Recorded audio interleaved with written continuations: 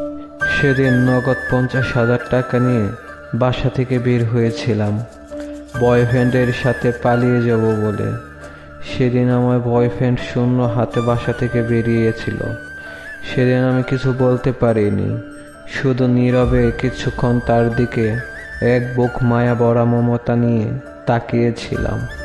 তারপর বলছিলাম, চিন্তা করো না, কিছু না কিছু হয়ে যাবে।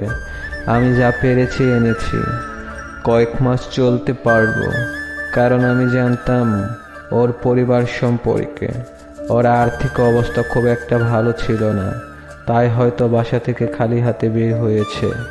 আমি যখন বাবার বালিশের নিচ থেকে আলমারির চাবিটা নিলাম, তখন বাবা মা ঘুমাচ্ছিল। ঘুমন্ত অবস্থায় তাদের অনেক নিষ্পাপ দেখাচ্ছিল। এমনিতেও তারা আমার কাছে নিষ্পাপ। আমি জানতাম আলমারিতে টাকা আছে।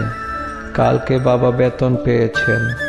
বাবা সাধারণ 2-3 মাস পর পর বেতন ওঠান। আলমারি খুলে যখন টাকাগুলো হাতে নিলাম, তখন খুব খারাপ লাগছিল আমার। যে বাবা মা আমাকে জন্ম দিয়েছেন, 20টি বছর ধরে ভালোবাসায় আগলে রেখেছেন, কখনো কষ্ট পেতে দেননি, সেই বাবা মার নামক বট গাছগুলোকে ছেড়ে যাচ্ছি। কিন্তু যাকে ভালোবাসি তাকে ছাড়াও থাকতে পারবো না। বাবা কখনো আমাদের সম্পর্ক মেনে নেবেন না, সেটা আমি জানি। প্রতিটা বাবাই চায় মেয়েকে ভালো করে বিয়ে দিতে। আমার বাবাও তার ব্যতিক্রম নয়। আমি চলে যাওয়ার পর কি হবে, হয়তো 2-1 দিন বাবা মা কাঁদবে।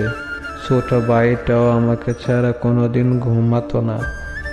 ও কি আমাকে ছাড়া ঘুমাতে পারবে?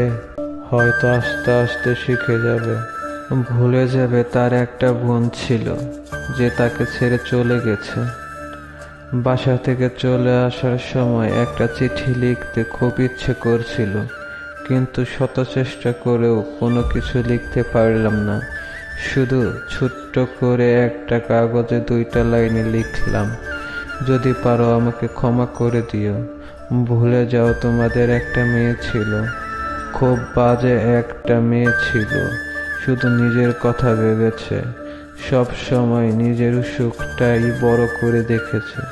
যে নিজের ভালোবাসার জন্য নিজের আপনজনদেরকে ছেড়ে চলে গিয়েছে।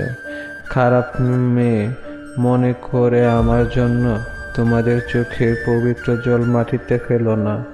আজ থেকে ভেবে নিও, সাদিয়া নামের মেয়েটি মারা গেছে। আমাকে খোঁজার চেষ্টা